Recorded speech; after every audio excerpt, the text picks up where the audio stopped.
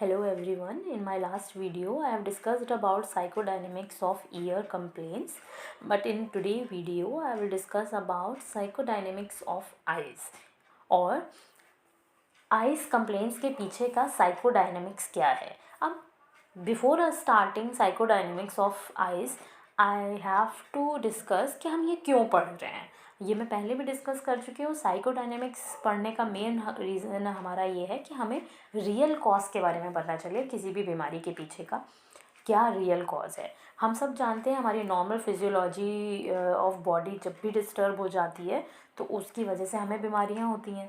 लेकिन अब ये फिजियोलॉजी डिस्टर्ब होने से पहले यह इसका मेन कारण होता क्या है. तो ये जो होता है जिसकी वजह से ये डिस्टर्ब हो रही है फिजियोलॉजी नॉर्मल प्रोसेस जो डिस्टर्ब हो रहा है हमारी बॉडी का जिसकी वजह से हमें बीमारियां हो रही हैं.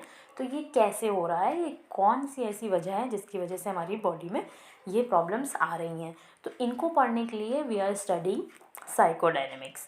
सो in through psychodynamics I am going to explain और कि what are those life situations which are not in favor of these complaints. और तो ये साइकोडायनेमिक्स टॉपिक हेल्प करता है फिजिशियंस को ये समझने में कि अगर पेशेंट कोई पर्टिकुलर प्रॉब्लम लेके हमारे पास आ रहा है तो कहीं ना कहीं इस लाइफ सिचुएशन इस लाइफ जो फील्ड है इसकी लाइफ में इस फील्ड में उसको प्रॉब्लम हो रही है कहीं ना कहीं. तो हम अगर ये पहले ही जानते होंगे तो हम उससे डायरेक्ट क्वेश्चन इससे रिलेटेड कर सकते हैं कि कहीं इस जगह तो कोई प्रॉब्लम नहीं है या इस सिचुएशन में तो उसे कोई दिक्कत नहीं आ रही है जिसकी वजह से उसको ये प्रॉब्लम्स हो रही हैं. मे भी कभी कभी हमारा पेशेंट भी इस बारे में नहीं हमें सब बताएगा क्योंकि पेशेंट्स फर्स्ट पहली बार में तो हमारे सामने नहीं इतना अच्छे से खुलते हैं. लेकिन अगर दूसरी तीसरी बार में जब वो हमारे पास फॉलोअप्स के लिए आते हैं और जब हमसे वो बात करते हैं तो हमें जाके उनकी प्रॉब्लम्स का उनकी रियल लाइफ सिचुएशंस का पता चलता है. लेकिन अगर हमें इनके बारे में थोड़ी नॉलेज है पहले से कि हमें पता है साइकोडायनेमिक्स क्या है या फिर कोई प्रॉब्लम के पीछे का रियल रीज़न क्या होता है. मोस्ट ऑफ द सिचुएशंस में ये होता है, not all of the situations but most of the situations में ये होता है. तो हम पहले से ही अपने पेशेंट से ये बता सकते हैं, पेशेंट से ये पूछ सकते हैं कि क्या ऐसी प्रॉब्लम्स हैं आपकी लाइफ में या फिर इस सिचुएशन में आपको क्या फील हो रहा है. तो अगर ऐसा कुछ है तो मेडिसिन्स तो हम देंगे ही पेशेंट को, मेडिसिन्स तो है ही उनको देना. लेकिन हम उसके थिंकिंग पैटर्न को चेंज करके उसके थॉट प्रोसेसेस को बदल के उसकी लाइफ को और इजी कर सकते हैं. हम उसकी कंप्लेंट्स को जल्दी ख़त्म कर सकते हैं और हम ये एक हमारे लिए मैनेजमेंट का पार्ट हो जाएगा. लेकिन हमारी ये ड्यूटी बनती है कि हम उसे रियल कॉज समझाएं क्योंकि अगर हम सही भी कर देंगे मेडिसिन को और अगर हमारा उसका वो थिंकिंग पैटर्न पेशेंट का बना रहेगा तो वो पेशेंट बार बार हमारे पास आएगा. तो वो सही क्योर नहीं है. क्योर पॉसिबल तभी है जब हम उसे एजुकेट कराएं उसकी रियल लाइफ सिचुएशन के बारे में कि उसको कहाँ पे दिक्कत आ रही है.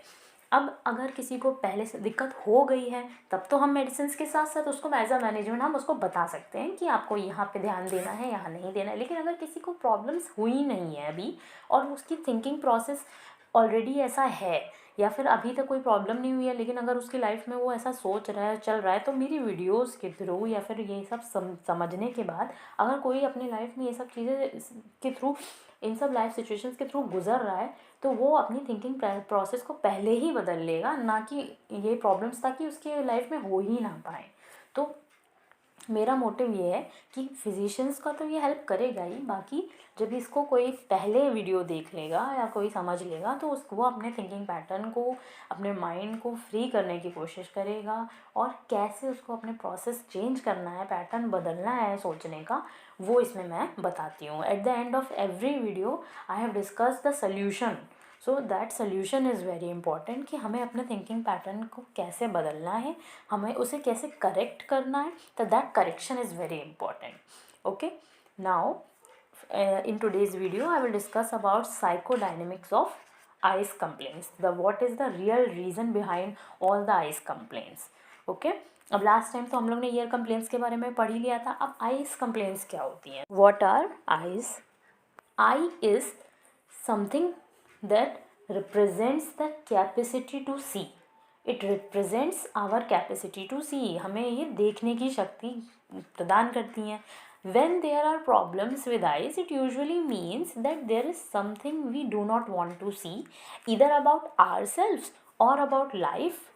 लाइफ का कोई भी पार्ट जो हम नहीं देखना चाहते हैं, या तो हम अपने आप में ही कोई ऐसी चीज़ है जो हम नहीं देखना चाहते हैं, या फिर लाइफ का ऐसा कुछ पार्ट है, जैसे फॉर एग्ज़ाम्पल पास्ट में कुछ ऐसा हुआ है, या कुछ प्रेजेंट में ऐसा चल रहा है, या फ्यूचर में ऐसा होने वाला है जिसको हम नहीं देखना चाह रहे हैं।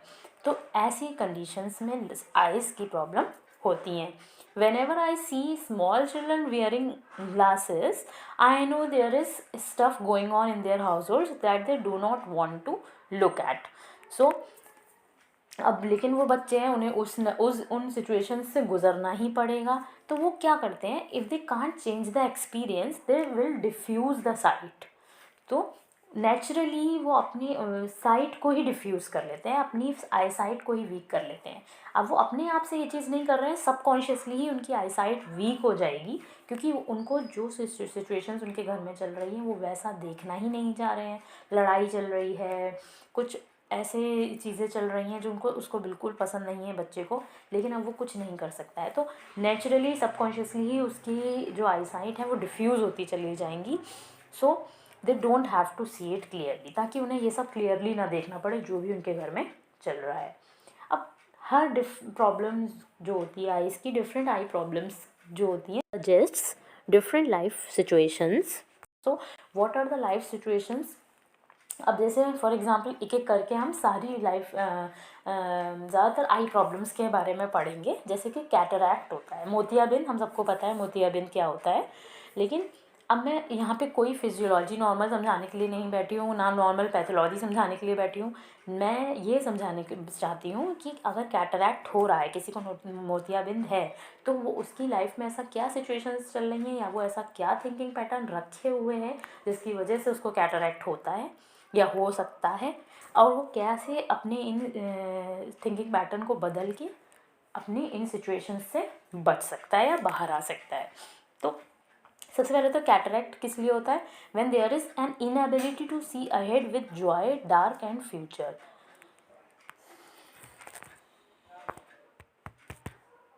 सो कैटरैक्ट क्यों होता है? When there is an inability to see his future ahead with joy, या पेशेंट को ये लगता है या पर्सन को ये लगता है कि उसका जो फ्यूचर है वो डार्क होने वाला है, या उसको कोई ना कोई फ्यूचर का ये डर बना रहता है। तो ये कैटरैक्ट की लाइफ सिचुएशन होती है कि क्यों उसको पेशेंट को मोतियाबिंद की प्रॉब्लम्स होती हैं। अब पर्सन को, अब दूसरी चीज़ है फार साइटेडनेस, मतलब पास की साफ चीज़ें अगर उसे नज़र नहीं आती हैं तो हम उसे कहते हैं फार साइटेडनेस। अब अगर पास का उसको साफ नहीं दिख रहा है तो इसका मतलब ये है कि उसको कहीं ना कहीं फियर ऑफ प्रेजेंट है। अगर उसको ऐसा लगता है कि उसको जो प्रेजेंटली उसकी लाइफ में चल रहा है उन चीज़ों से उसको कुछ ना कहीं कोई ना कोई डर उसके अंदर बना हुआ है, तो ये थिंकिंग से पैटर्न है कहीं ना कहीं इसका, जिस पेशेंट को फार साइटेडनेस है या जिसको पास का नहीं सही से दिखाई देता है। अब शॉर्ट साइटेडनेस नेक्स्ट है, या फिर उसको नियर साइटेडनेस भी कहते हैं, जिसमें जो पेशेंट होता है उसको दूर का साफ दिखाई नहीं देता है। तो इसमें क्या होता है, इसमें कहीं ना कहीं पेशेंट को फियर ऑफ फ्यूचर है, कहीं ना कहीं पेशेंट को पर्सन को ऐसा लगता है कि उसको फ्यूचर का डर है, उसको फ्यूचर में कुछ चीज़ें ऐसी होंगी मे बी, या होने का डर है। तो इसीलिए इस वजह से इसको शॉर्ट साइटेडनेस या नियर साइटेडनेस हो जाता है। इसे जो होता है दूर का दिखाई देना बंद हो जाता है।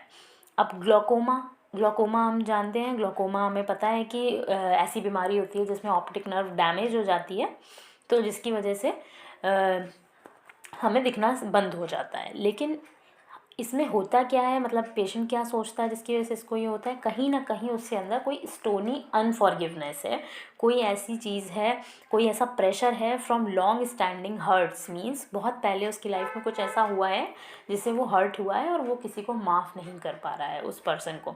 तो ऐसी सिचुएशन में उस पर्सन को ग्लोकोमा होने के ज़्यादा चांसेस होते हैं।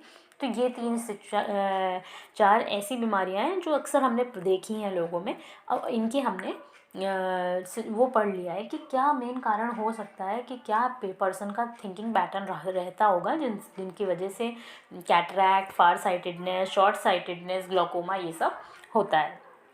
अब इनका करेक्शन कैसे है, how we can correct these complaints. So just only by changing the thinking pattern we can minimize all these complaints. अब what should be the thinking pattern?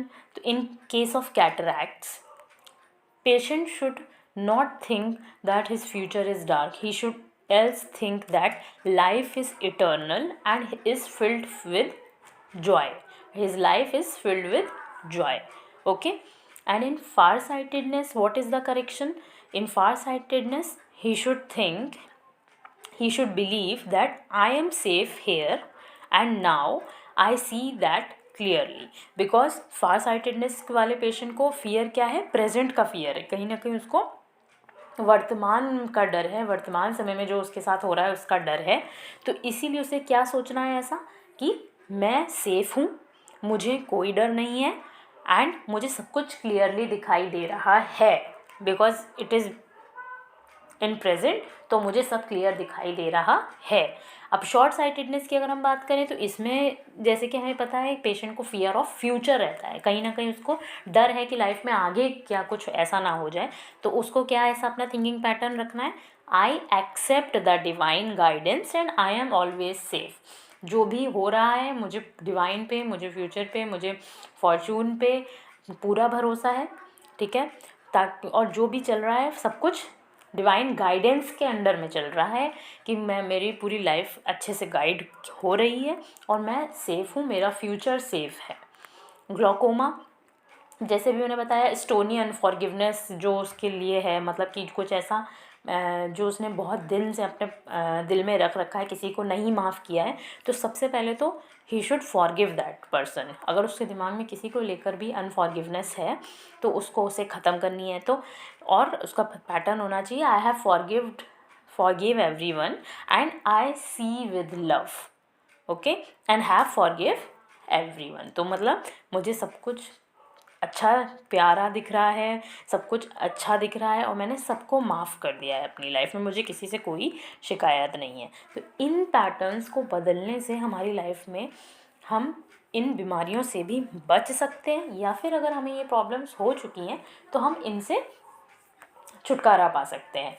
तो ऐसा नहीं है कि हमें मेडिसिन की ज़रूरत नहीं पड़ेगी, पर हमारे ये एज अ प्रमोटर काम करेगी हमारी मेडिसिन के साथ साथ, ताकि हम जल्दी इन प्रॉब्लम्स से फ्री हो सकें।